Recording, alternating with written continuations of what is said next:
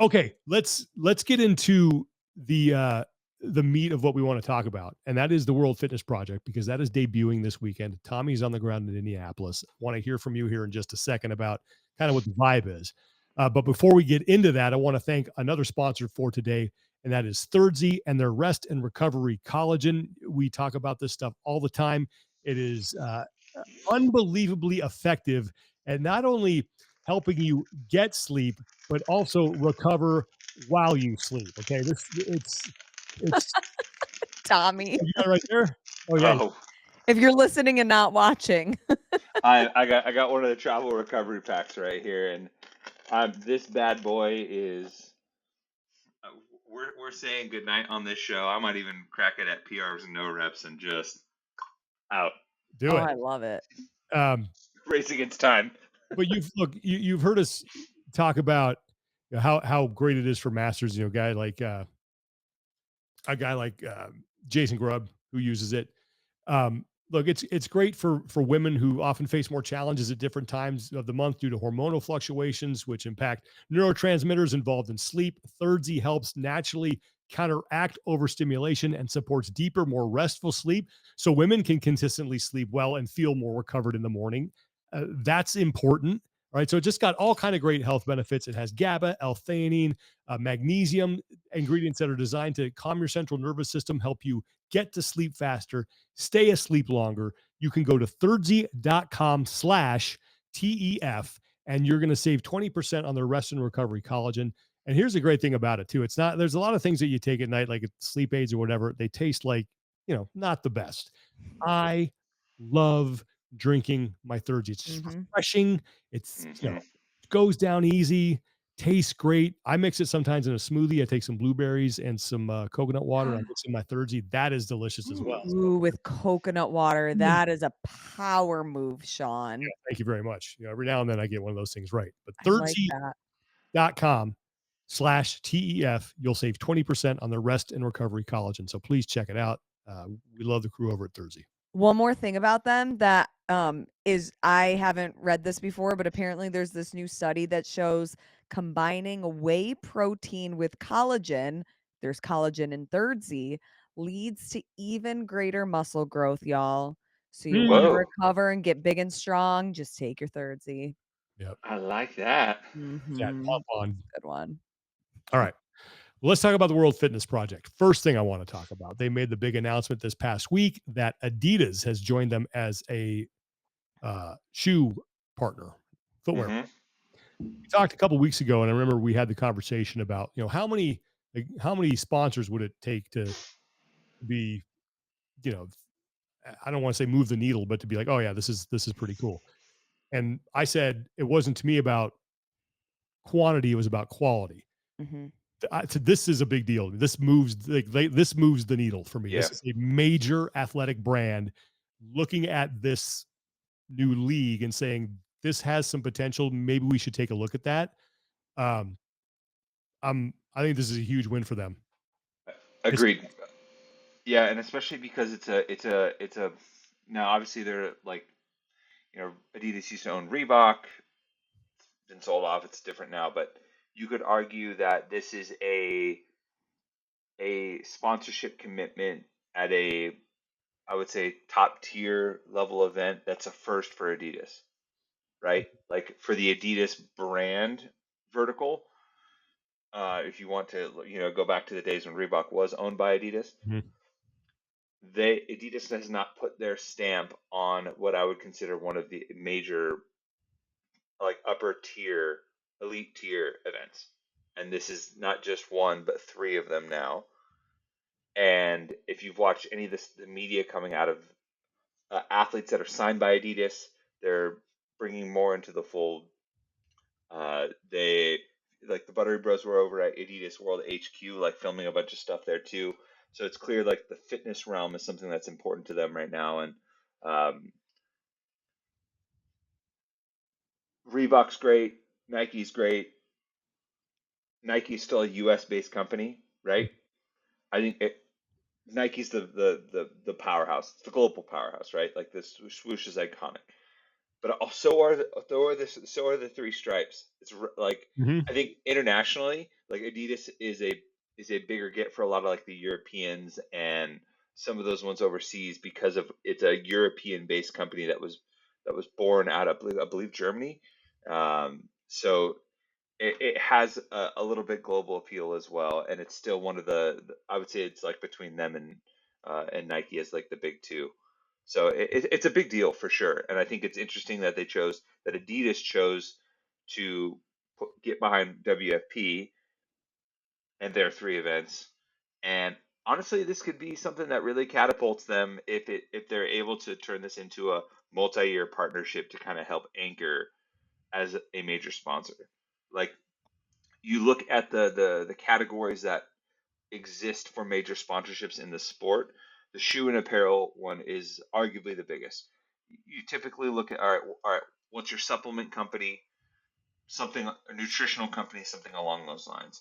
An equipment type sponsorship, that's pretty much cornered by Rogue, and you wouldn't really want to go with anyone else because they're the best, and they take care of their partners with at live events, equipment sets, stuff like that. And then you're like, okay, well, where are the other opportunities besides that? What are you wearing? What are your athletes wearing? Footwear, like the shoes, like is a CrossFit obsession, right? Like Mhm. it's such a big part of like the culture of what we do. So, um, yeah, it's an important one, and that's why the title sponsor of the games has always had a shoe as a part of their lineup. Are athletes required to wear their stuff like their shoes? I don't know. I don't think so. I believe they'll have uniforms. Um, Okay.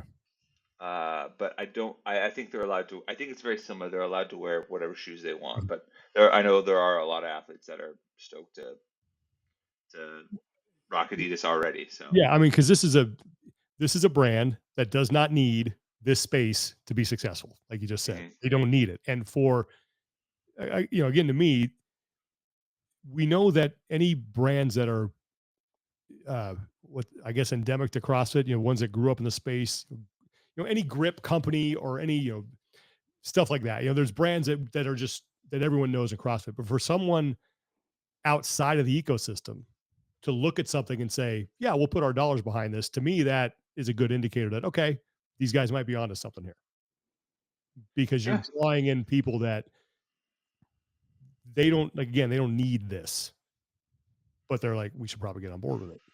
yeah. You know, And I mean, Adidas has already come out with three iterations of like their drop set, which is like their strength training shoe. They're coming out with another version of that, the Drop Set 4. yeah. They've got a couple different like high intensity interval training type shoes. Obviously, like the Ultra Boosts and the Shell Toes are iconic lines from their shoe lineups. So you get the cross cultural promotion. I also think it's kind of like one thing that I think gets slept onto a little bit is shoe companies that have shoes for casual wear that athletes are willing to sport that feel on the front end of fashion um, matter too. Like whether it's like the Nike SB line, um, you know, AJ ones or Dunks, stuff like that, like stuff that you can wear in streetwear. I think is also important. It's one of the reasons why I think Rad is a successful company in their brand identity. But it, like Adidas has that. The Sambas, the Shell Toes, and I just think I think that's cool. It's a great get. You hope that you. It's also good for the sport all around, right? That regardless of what's going on, that a brand like that still wants to be involved. 100%. So, and I I think it's great. I think that it is good to have a brand that's in other sports. Something I will be looking for though is if you go to just their Instagram account right now, just their main Adidas Instagram account, and you scroll through, you see all of these other sports. You see soccer, you see track, you see football, etc., etc. They also have individual accounts like for rugby, Adidas Women, Adidas Running. Will they have an Adidas Sport or an Adidas Outdoor or an Adidas Fitness, something that shows it? Because I think what brands that start supporting CrossFit or fitness sports, what they lack is showing that on their social media accounts. I'll take Tactical Games, for example. They are partnered with Under Armour. They utilize their Under Armour outdoor account, but even when you go to that, you don't see a lot of Tactical Games, even though that is the main sponsor. So I'm curious to see what the strategy is with marketing for Adidas and if they will really help utilize their accounts to showcase this sport, showcase what fitness and what these athletes are doing. So while we see great stuff on, Laura Horvath's account with the partnership with Adidas, I want to see that on their main account Yeah. or one of their main accounts. No, that's a really good point. And this Yeah. might be one of those things where it's let's see what this looks like. If it if it looks like it's going well, then we bump it to the next level. It's kind of I think what World Fitness Project is doing. Like, let's 3 events. That's all we need to do. Let's just get this one in the middle of the fairway and move it on. So, but that's a really good point to bring up because how many followers does Adidas have on their main account? Got to be in the millions. 29.3 million on their main Yeah. account. Damn. Even on their Adidas Rugby, 280,000. Wow. Okay. 3.1 million on their Adidas Women. Damn. 3.2 million on Adidas Running. So, Okay. Do we know, Tommy? a lot. Have you heard anything about them putting like up prize money or helping? Like, is there any financial support there? Or I don't know. I don't know yet. Yeah. I'm maybe I'm not as involved on that side, so obviously this yeah. is all still I'm new. just So curious if they've talked about it at all. yeah, for sure. All right. Well, so obviously we talked about it. You're in Indianapolis. You're going to be part of the broadcast. What have you seen there? You got there Tuesday, right? Yeah. Yes, you got there yesterday. So Like, what have you? surprise! I was delayed. Oh no, did you have the shirt in your bag? I did not. I did not bring it. I didn't tempt fate this time. Okay. But yeah, What's the vibe like there? very upbeat. Very upbeat. So I got in late last night. I didn't get to my hotel till like after 1 o'clock or after 1 a.m. But the attitude from the athletes is one I would say like a little bit of nervous excitement, like, and some hope. Like, hope is, I would say, something that stands out. It very much feels like, hey, we could be on the precipice of something new and exciting that like we look back and we're like, yeah, I was there year one kind of thing, Like, it's the start of a new like music festival or something like that ends up being Coachella. Um, and a lot of athletes are like very, I don't know, like in a really good mood, I would say, like very lighthearted and just like, oh, we're here, get to compete, like get to compete against a lot of high level athletes. And, they're doing a cool check-in process. They did activation at the That was cool. Indianapolis Motor Speedway. Um, the They did like athlete check-in or athlete like media stuff where they got like the jackets that they had custom made for them. Sick. They're doing some cool like media intros and stuff like that. They're having a lot of the athletes go and they're coaching classes and doing community activations at like a half dozen gyms today and tomorrow around the area. So all of the signed pro athletes are like splitting up and spreading out and going to all these gyms and doing community workouts alongside of them, coaching them. They can participate as much as they want. Obviously, they have events going, but Q&A sessions with them afterwards. And overall, it's pretty cool. Like these really cool activations of getting involved and like getting into the community. And yeah, everyone just seems like in a good mood and upbeat about it, which is good. Because I do think like the community touch point, the like the check-in and some of the activation stuff, it's kind of like I don't know, like a sigh of relief. Like you felt it before. We've talked about this, Sean. Like coming off of the COVID years and kind of the hecticness that Yeah. brought, like being back at live competition, you're like, okay, there's still some magic here, Mhm. And yeah, I just it's been kind of a cool mood. Like I was running around Mars, Heber, Julian, bunch of cool content creators, a lot of good stuff going on. I'm like, yeah, this is what it should be, you Mhm. know. like we're all supporting each other and getting involved, and athletes are doing cool stuff. And now I'm just excited to see what it looks like on the competition floor. The build out looks sick. I Mhm. will say, like, I've seen the renders of it. We'll see the final product in a couple days. They are not skimping on it, and um, the people behind it have done some very high level shows that you and I, Sean and I, would very much appreciate in some of our extracurricular hobbies, uh, watching wrestling. So there's just some cool stuff going on, and I like what they've been able to transform this sports park into. Mhm. I think it's going to look good. So Cool. Okay, so that brings me to my question here, because I think there are a lot of people that are watching. A lot of people are watching for various reasons, or are interested for various reasons. I think there is a group of people that thinks that this is the enemy and they want to see it fail. There's a group of people who think that this is the new way of doing things and they can't wait to have it. They really think they want it to be successful. They think it's going to be successful. And I think there's a big group of people too. Like, what is I'm interested either way. Just want to check this out. yeah, I do think the pressure is on for them to deliver right off the bat here, because, and the reason sure, I say that is that I don't care what camp you're in, you objectively have to admit that this the space right now, the sport is ripe for someone to come in and start something new that's sustainable. yeah, Like, whether you want it, like whether you think that's the World Fitness Project or not, like, I think we all can agree that the situation is that. yeah. I think World Fitness Project, even though they say they're not a competitor, they are. They're gonna, or they're not trying to compete. They're offering a similar product in the exact same space. You are a competitor. Is it fully similar though? Like, Yeah, I no, mean, it's like what they're doing on the competition floor, like they're doing like is the movements, the workouts, yes, but is the value proposition as far as like what you get access to as assigned pros at the same? I think it's an opportunity for people to compete for money in the competitive fitness space, Yeah, and I therefore I think it's I you're think competing. in those broad brushstrokes, yes, but I think for a lot of that, like for a lot of the assigned pro athletes, it's like I get guaranteed money Sure. and I get guaranteed like access to compete against the best in the sport live 3 times a year.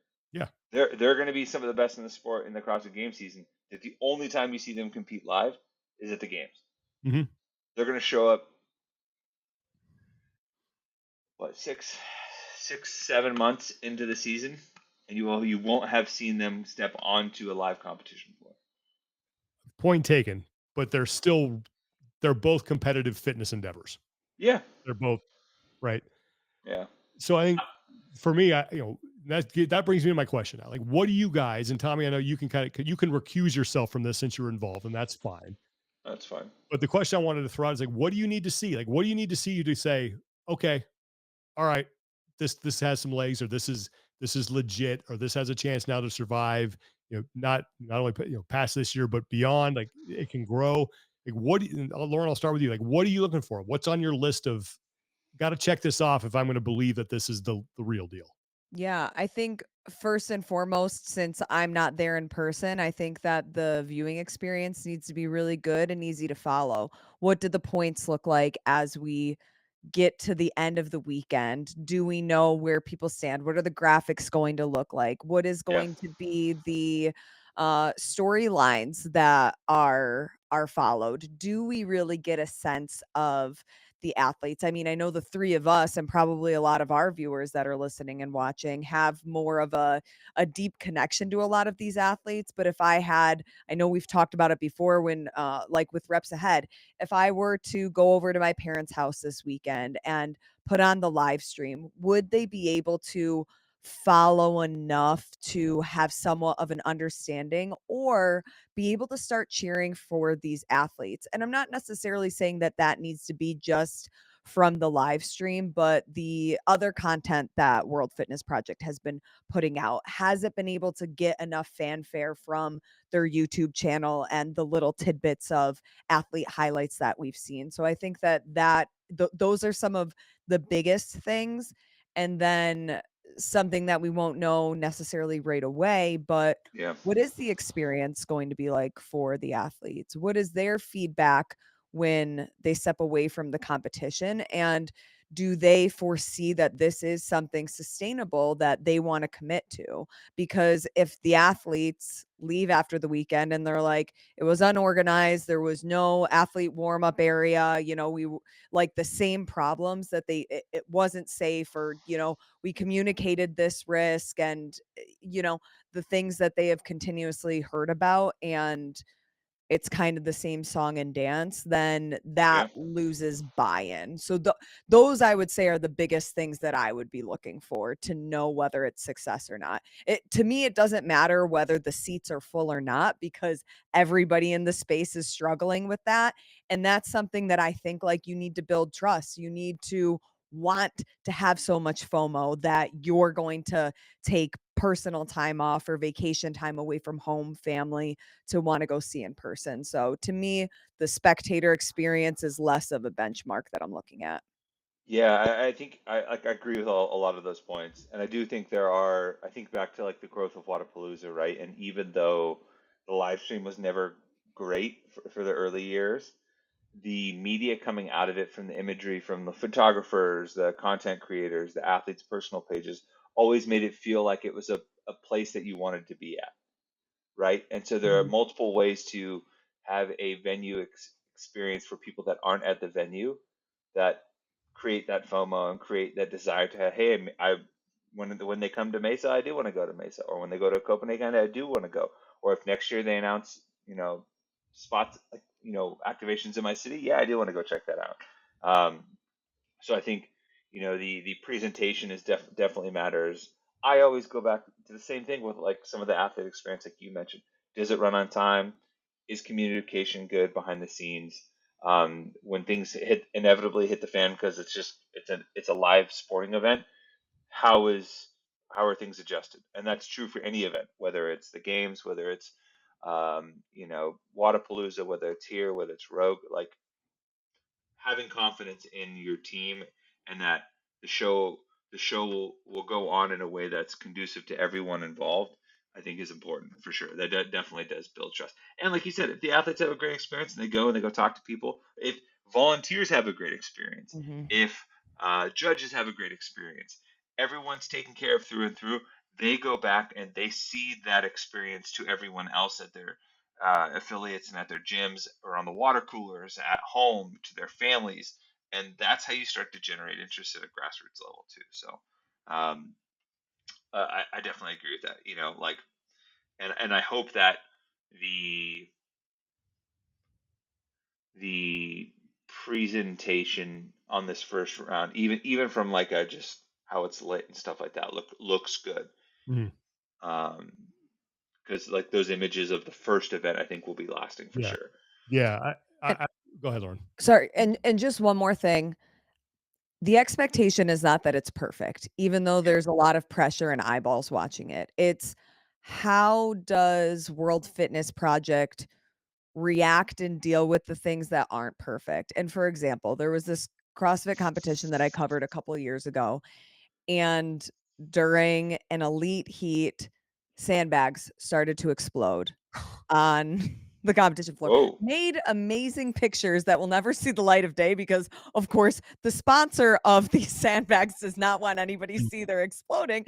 But for example, how how are you gonna count those reps? How are you gonna hold the integrity of the score? How do you react? And I know that that is an extreme example, but I think the way that the imperfections are handled are another part of the benchmark or the grading system I'd be looking at. And Yeah. yeah, the inverse of that is also how you lose trust too. Lauren's an at symbol now. Oh yeah, we Computer went to sleep.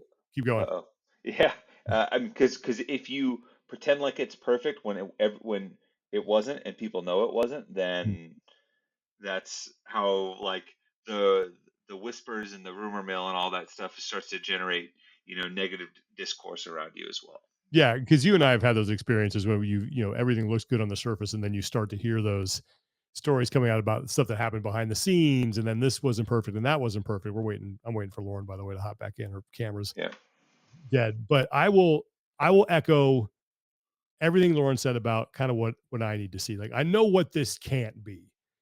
This can't be, and I know it's not gonna be, but this can't be like iPhones on gimbals with, crooked footage and bad audio. And like, I'm a big believer in, dress for the job you want. And that goes for sports as well. I think if you want to be taken seriously as a sport, as a competition, you need to look like you belong with the big sports in the space. All right, Lauren's back. Here, let's do this. And Sorry, I was listening to you guys the whole time, but no, totally fine. technology. So, Yeah. If that happens, how are you going to react with that on the fly? yeah, there you go. So that's perfect. Yes. Yeah.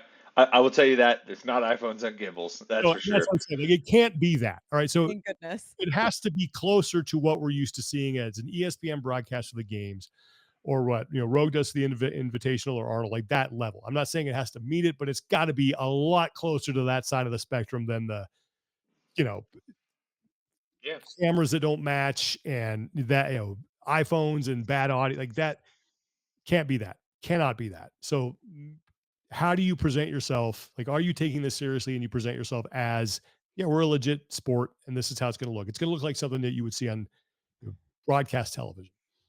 I have no concerns about, the people who are going to be in front of the camera. They're all professionals. Tommy, you're one of them. You know Jeremy Austin. Derek Forrest worked with him. Annie and Lauren Kathy would Smith. be fantastic. Lauren is amazing. All that's in place, right? But now, I don't know. I don't know if the crew that's handling this behind the scenes has done anything of this magnitude before. So I think it's, the pressure is on them to make sure that they can deliver, because there's a lot going on here. Like when you look at the Instagram post that I think World Fitness Project put out about how to watch, like there are long days in there. They are. And I don't know if that's, I don't think like long days are the best for the sport. I understand why they need to happen because you got to get through all these heats of all these events. I would love to see that condensed into a more manageable time frame, but we'll see. I think like all the pieces are there. And to Lauren's point, it doesn't have to be perfect, but it has to be very clear that it is not amateur hour. Yeah. Because and Lauren, you mentioned attendance. I hope the stands are packed, because I have a more general concern, a broader concern, that enthusiasm for the sport as a whole, regardless of what the league or the venue is, has been diminished significantly. So if views are up, if there's enthusiasm for it, that's what I want to see. And a full arena would definitely help assuage some of those fears. But if online there, you got a lot of people watching, peak concurrent is really high. Be looking at that as well. Cause again, I just have a general feeling from a lot of people that the enthusiasm for this, and I don't mean just World Fitness Project, I mean just live CrossFit competition in general, is not what it has been in the past. So I'm looking for signs that that is not the case. Yeah. And they're doing a lot of on-site activations from what I've seen them put on They're social doing media, which is everything great. right. Yeah. No. They're doing exactly what they should be to encourage spectators. Mhm. Do we have any idea Tommy, what the spectator tickets look like at this point? I don't know like total ticket sales. I know Okay. it's a more approachable price point, much more approachable price point, um, than some of what you've seen, like particularly at the games this year. Obviously, is a hot, like an expensive ticket. I believe Rogue was pretty approachable price wise though. Um, but yeah, I don't know exactly. I know that there's another potential big sponsor coming on too. So Mhm.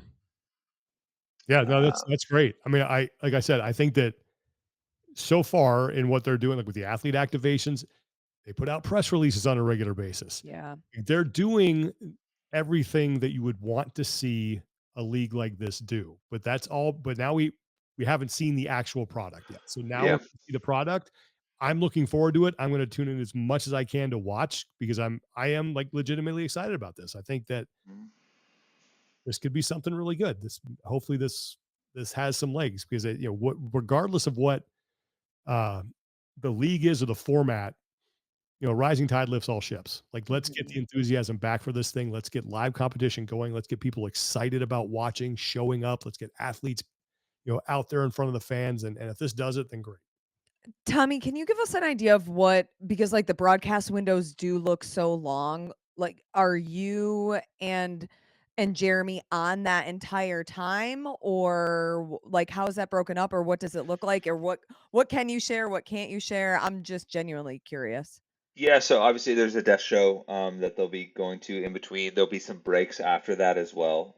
So breaks in the day so people can kind of recover. There's the Challenger divisions which will be live streamed. Jeremy and I will be on the call with that. Oh, you're doing both.